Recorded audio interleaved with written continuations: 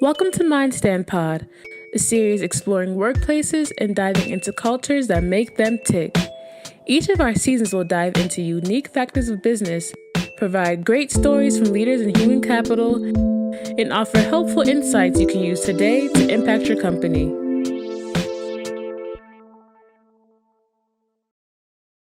Welcome everyone to the MindStand Pod. We have a double today, a double guest appearance, Delali and John, co-founders, leaders of Fearless. Welcome to the MindStand Pod. Hey, thanks for having us, Mike. Yeah, thanks for having us. Appreciate it. And these are people where, when I look back, I can cross this off my bucket list. I was able to have a great conversation and just unpack, the brains of leaders of Baltimore. If I may, I would love to just describe Fearless, a company focused on building software with a soul, a government consultancy agent, a government services agency focused on things such as the new National African American History Museum, digital display, down to how we go about thinking of healthcare. Fearless has been a company consisting of over 150 plus employees, contractors, members, and partners, really thinking about how to lead with soul, to lead with empathy. So let's start with this. We'll do a round robin. Who are you? So I'm Delali Dzirasa. I'm the CEO of Fearless. I am a husband. I am a father. I am a little brother that was tortured by his older siblings much of my life growing up.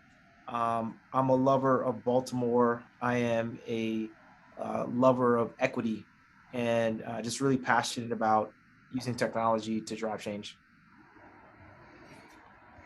Yeah, I love the question. Every time I talk to somebody, that's what I ask. I say, who are you? Not what do you do? And we often confuse the two, right? So I'm John Foster. I'm also a dad. My kids are actually in the office with me today. They're off from school. We have a little arcade in the Fearless building, so they're over there playing with that. Hopefully they'll stay over there. I'm a husband. Been with Fearless since the beginning. It's been a great adventure. I'm the chief operating officer for the company. Really enjoy just interacting with people, right? Like that is the thing that brings me joy in the world, right? And getting the best and driving people towards like their whys, right? And the last thing I'll say is I'm an avid lover of basketball. And I have stories about how I whipped Delali on the basketball court that I can share in this podcast if you would like me to. And I'll stop there. Oh, please go in. Would love to know the record. I didn't want the smoke. Awesome. So let's chat a bit. MindStand, we're a company focused on identifying inclusion within the company, focusing on company culture. What are the feelings, the inner workings of a company that you'd like to understand? You, Delali and John, have built companies, have built this company from its infancy, whether it's BW Tech and having Ellen Hemmerly as an advisor, to growing your company as one of the faces of downtown Baltimore. What is top of mind about the work that you do today? Yeah, it's a great question. I think what's top of mind for our work, and it surprises people often, it's not the tech, right? It's always about the people. At the end of the day, there is a human, right? A person that is sitting on the other end of whatever technology that we bring that has something they're trying to get done, right? And how we partner with them, even if they don't know it, right? In order to achieve that outcome is what drives us. And so it might be people that need better access to the healthcare, right? It might be people that are struggling and need better resources to power their education. So that is the person that we work for. That is what drives us, and that's what stays kind of forefront of mind for me. The tech is a conduit, right? The tech is a means in which we deliver that outcome to that person, but it's not why we do what we do. Yeah, I'm piggyback off of that, right? And what you'll see is really the yin yang relationship here, right? So what you hear Delali talk is the vision, right? Setting direction, right? And so for me, it is, well, how do you operationalize that thought, right? And so if you're talking about people, right, you have to figure out how to bring alignment to people's whys, right? Like what outcomes they're trying to drive towards, and help them align to what our company wise are, right? And ultimately, in order to get to the outcomes that Delali talked about, right, we have to be more cognizant around like how to build capacity in people to do that, right? So those are the things that are top of my mind, is whys and capacity building. Amazing tag team. And I'd love to start with you, John. All in line with that, what would you consider you've been recruited to the Avengers team? That funny scene happens where like you fall in like feathers, and now you finally wake up and realize you have your superpower. What would be your superpower, John? Yeah, I think you mentioned it like at the start, right? And it's at the core of the company. It is, I'm a very empathetic person, right? Like I start with meeting people where they're at, right? Because everybody has a different journey, right? I often say to individuals when they come on to Fearless, right? I fully understand that you showing up on a Monday and who you are on a Monday will be different than who you are on a Friday. And that is okay. And I think most companies tend to like try to put people in a box and not let people grow, or not let people change, or not let people have, triumphs and failures along the way. So for me, it starts with empathy and understanding that like I'm here to support you in your growth, in your stumbles, right? And ultimately, by doing so, we build you up so that you can get to the outcomes that I feel like you're trying to get to. I was going to actually say that I think John's superpower, he missed some stuff, is actually making my hair fall out. So he just looks at me with problems and my hair starts to fall out. I had an afro when we first met. So this is a culmination of many years of so much lies. So much lies. It is certainly the other way around there, sir. I would love to know your superpower, Delali. I think my superpower is vision and creating, right? So I'm the person that can expel an exorbitant amount of energy, right, to see something and get something new off the ground, right? I am not the person you want to run the thing long term, right? It's my superpower to keep us moving forward, keep us thinking about what's next, staying 2, 3, 4, 5 years ahead of the company and where we need to be going and what investments we need to make now in order to get there. So my superpower is definitely creation, right? It is seeing, what other people may see as a blank canvas. I'm seeing a painting, right? I'm seeing the picture. I'm seeing all the pieces kind of come together. That's where I'm strongest. Exciting. And I mean, we're even getting little snapshots of this. I can't wait for our viewers and listeners to just hear, this culture, this brotherhood emanating through this call. A question we love asking people is, how do you foster workplace inclusion? But it almost seems like it starts with you guys. I don't know that I'd say it starts with us, right? It's something that everyone has to do. And, we have what we call our purple sauce, right? And some people may call it secret sauce. We call it our purple sauce. And it really is around our culture code. And there's 4 things that are part of that. And the first one is create belonging, right? Somewhere along the way, we made up that you get to be you when you're at home around your friends and your family. But when you come to work, you got to be somebody else, right? You got to look a certain way. You got to talk a certain way. You've got to dress a certain way. You've got to behave a certain way. And we do all these things. We start chipping away at the person, right? Chipping away at their core, right? And ultimately, someone comes and they're birthing this beautiful, unique person. And we turn them into this brown cow over time, right? That looks just like everybody else. It's like every other cow you've seen, forever. And so creating belonging, or just having a sense of belonging, is really the first piece of how we think about inclusivity. Because if you don't feel like you belong someplace, right, nothing else matters, right? And so this sense of, I'd say what John and I do is we demonstrate, right, that come as you are. This is us. Here's what I'm good at. Here are all the things that I suck at, right? Here's what I love. Here's what I hate. All of my quirks, all of my weirdness, all of my everything, bring all of that to the table. And understand, making sure people understand they have permission to bring all of that to the table themselves as well. The second one is open dialogue, right? Let's talk, let's have conversations. And we don't have all the answers, and we're okay not having all the answers, right? Collectively as a group, we'll figure it out together. And so it's okay to know that, we need each other, and we want to make sure that people feel comfortable sharing their input. So many times, especially given the seat and the roles that we're in, people feel like, oh, I'm not allowed to talk to them, I'm not allowed to bring my ideas to the table, but we want them, right? And when we get kind of this breadth and depth of ideas from people, it makes the whole unit stronger. And so create belonging, open dialogue are two of them. I'll let John talk about the other two, but that's kind of the foundation of our culture. Yeah, before I talk about the other two, real quick, right? Like I want to, Delali hit the nail on the head, right? It's this idea of demonstrating the behavior, right?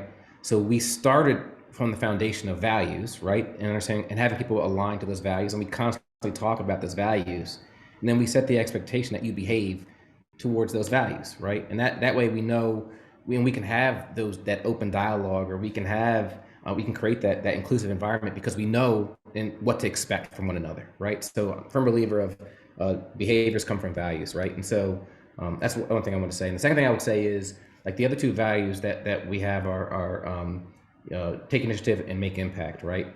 And really it's this idea around, for taking initiative, everybody in the company is a leader, right?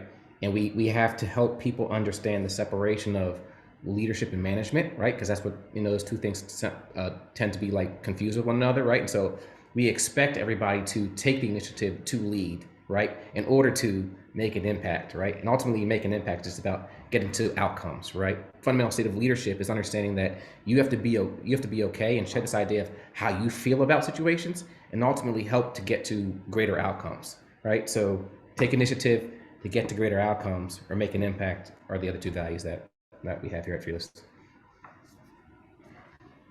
Byron, we've spoken to so many over the past episodes, consultants, people actively in this space. So we've heard a number of, ways that leaders don't make leadership or don't make management and inclusion intentional. It really sounds like from the jump, that was a very important part. Has there been obstacles, funny stories, just anecdotes, that's led you towards creating such a set vision? Yeah, so one example, when Fearless was starting, we started primarily kind of in the DoD intelligence space. And, in this space also, right, it was hard for me to feel like I belong, right? So whether, times I'm often the only minority or Black person in the room, period. I also didn't have a military background, right? So folks say, hey, we served together here, or we went at West Point together there. And so I didn't have any of that. So I remember early on, I feel like really uncomfortable in these spaces, right? And not sure kind of how to navigate. And I remember talking to a mentor of mine about this space and kind of how I was feeling. And he paused me and said, oh, wait a minute. You're approaching this wrong. And I asked, well, what do you mean? And he says, you're approaching this from a place of weakness instead of a place of strength. I said, how do you mean? He said, use this to your advantage, right? He said, so you're the only person there that you feel like did one in the military. Yeah. All right, great. You feel like you're the only Black person in the room. Yeah. He said, so why don't you make sure everyone remembers the Black person with the purple tie, right? And I never had thought about that being an advantage, at that point. And it really started to show me, just be yourself, right? Bring you to the table, right? And this thought of, if you have to change who you are for someone else to accept you or someone else to want to do business with you, do you really want that deal anyway, right? And I think that began a foundation of what would later get infused within Fearless as a whole. I got to add that to the superpower, the ability to rock a purple tie. That's right. It's been a long time, but yeah, I can still do it every once in a while. Did you have any thoughts or additional comments to that? No, yeah, it's funny, right? So Delali talks about rocking purple ties, right? But ultimately, when you talk about, like, not wearing the mask and bringing your whole self to work, right? Like, we've actually shed the ties over the years, right? Like, people can't see we're both wearing hoodies. We're both in the office, right? Like, that's just who we are now, right? And one story I would tell is how many years ago was it? Probably 6-7 years ago. We got called to do have a conversation at the White House, right? This is during the time that President Obama was in office, right? And so I remember, being on a call with the group, and we're all talking about, well, what are we going to wear? What are we going to show up in? And ultimately, everybody ended up rolling up in hoodies and T-shirts, right? And because that's who we are, right? And that's how we felt most comfortable, right? And so, to Delali's point, if the people in the White House couldn't accept who we are, why we want to do work with them. And ultimately, it has led to great things for Fearless over the years, right? Like we actually stood out. We were the purple cow in the room, and people were like, oh my gosh, these people walked into the White House, understanding fundamentally who they were and knowing that, we still stood for doing great work. So it's been fun. And you're in a category of your own, seeing over 100 million, hundreds of millions so far in revenues and contracts, being able to build, software with the soul, not only here locally in Baltimore, but your ability to expand across the East Coast. You are the living embodiment of what it means to be an inclusive leader and to see the results from it. Often what we see is leaders, they struggle to want to understand. They know often when the culture is bad, there's things that they could do that they just would prefer not to talk about, prefer to hand it off or to delegate. But everything you said came from a responsibility, came from a knowledge and understanding as leaders how you want to grow your company, and learning that you have even herds as well, whether they're new hires or people who've been in the company, instilling that there's not only someone that can hold you accountable from a business and KPI perspective, but from you as a career. I'd love for you to expand on that topic of building herds. Yeah, once again, talk about the yin and yang of the relationship, right? I often tell people the story that Delali is the crazy uncle of the family, right? And you can hear it even in this conversation. He has these crazy ideas, right? And one day he came along. Oh, let me take a step back. So Delali is another superpower that Delali has is his ability to like really have a conversation with you and really draw out of you, what are you passionate about, right? And so, even in the early days of the company, literally he was having conversations with everybody in the company, one-on-ones, trying to figure out not just how you're doing in your job, right? But speaking to that who, right? And trying to get at that why, really to draw out their passion and see whether or not the thing that you were doing is really what you wanted to do or how we could support you better in your growth, even if it was outside your day-to-day work, right? And so, he was doing that and we realized that didn't scale. And so he came to me one day and said, I have this idea. Wouldn't it be great if we just had like a passion coach, right? Just someone who was not necessarily in the direct chain of your delivery, but just someone who was there to nurture and support and actually have those passion meetings like every now and then. And out of that crazy idea, has essentially formed a new division branch within the company, right? So we do have people centered on like a discipline, and at the head of that discipline really is a coach to help you, in your day-to-day, needs and whatnot. So that's what we do. I'm Delali. You want to add anything else on top of that? Yeah, it's an important thing. Most people, you ask that question, what are you passionate about? They kind of pause, right? And especially if it's asked within the work context, because the immediate thought is, my job and you're paying me to do X, right? And if I'm passionate about Y, am I in trouble if I start saying that? Am I going to get fired? And so there's all sorts of dynamics at play. But when you remove that barrier, say, no, what do you love? What are you passionate about? And we are here to help you to do that thing, right? It unlocks all sorts of possibilities within the company and whatever they want to do. And it begins to forge this type of relationship where it says, you really care about me as a human. Even if that means I'm passionate about something different, you guys are going to help me to do that, even if it's not in Fearless. And it matters to people. People don't tend to forget that. Thank you. This has been an amazing conversation. I'd love to wrap it up here. How can people reach you? What are great ways for people to connect with you? Yeah. So Fearless, we are at fearless.tech online, and we're at Fearless Be More everywhere on social media. Personally, I'm at Delali D on all social media. Yeah, I'm at John L. Foster II on social media. Reach out LinkedIn, right? Like there is no wrong door to get access to us, right? Like I'm open to every and all conversation. So yeah. And again, just want to reiterate how thankful I am to, not only have this opportunity to interview you, but to see, every day, every week, every year, the growth of a company that takes inclusion and just building equitable products so seriously. At MindStand, we've had this focus on how do we employ the right people, engineers, partners, HR business leaders, to understand and unpack this idea of culture. And every conversation we have with leaders like you helps provide visitors, viewers, and listeners a chance to hear from the best minds possible. Now, my final question is, who do you think are 1 to 2 people that would benefit or would enjoy jumping on a MindStand pod?